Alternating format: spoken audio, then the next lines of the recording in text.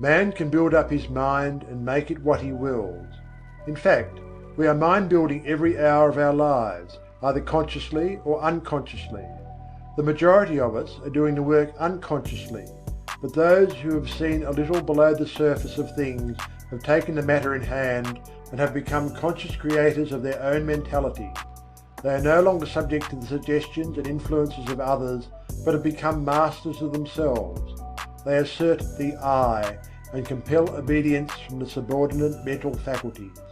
The I is the sovereign of the mind, and what we call will is the instrument of the I. Of course, there is something back of this, and the universal will is higher than the will of the individual, but the latter is in much closer touch with the universal will than is generally supposed. And when one conquers the lower self and asserts the I, he becomes in close touch with the universal will and partakes largely of its wonderful power. The moment one asserts the I and finds himself, he establishes a close connection between the individual will and the universal will.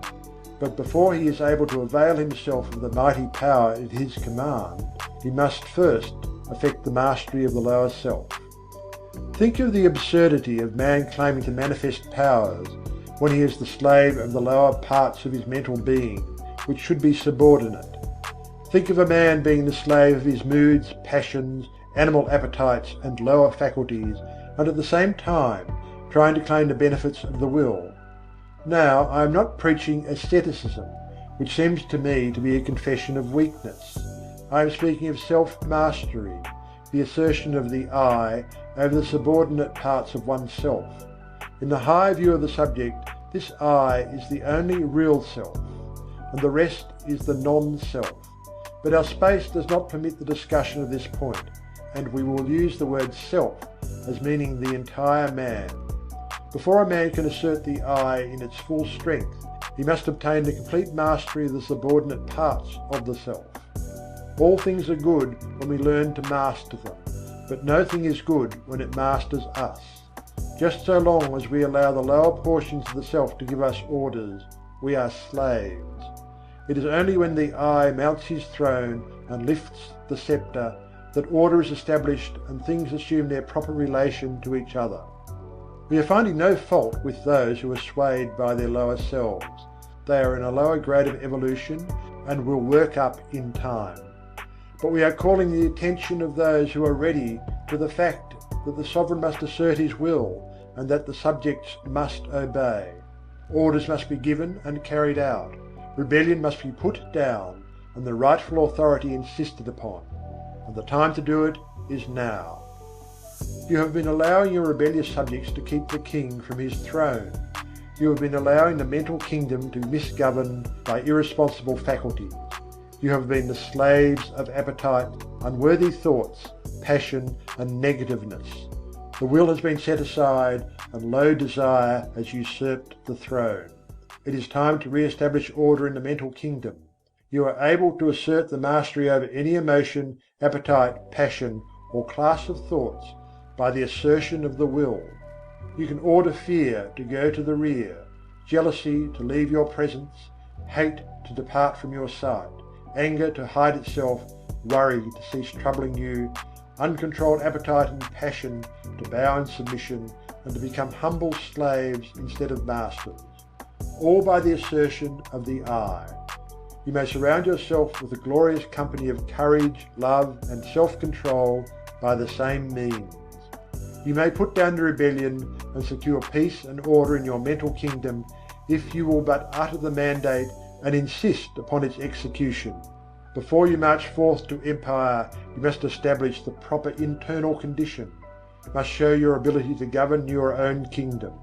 The first battle is the conquest of the lesser self by the real self. Affirmation. I am asserting the mastery of my real self. Repeat these words earnestly and positively during the day at least once an hour, and particularly when you are confronted with conditions which tempt you to act on the lines of the lesser self instead of following the course dictated by the real self. In the moment of doubt and hesitation, say these words earnestly, and your way will be made clear to you. Repeat them several times after you retire and settle yourself to sleep. But be sure to back up the words with the thoughts inspiring them, and do not merely repeat them parrot-like. Form the mental image of the real self asserting its mastery over the lower planes of your mind. See the king on his throne. You will become conscious of an influx of new thought, and things which have seemed hard for you will suddenly become much easier. You will feel that you have yourself well in hand, and that you are the master and not the slave.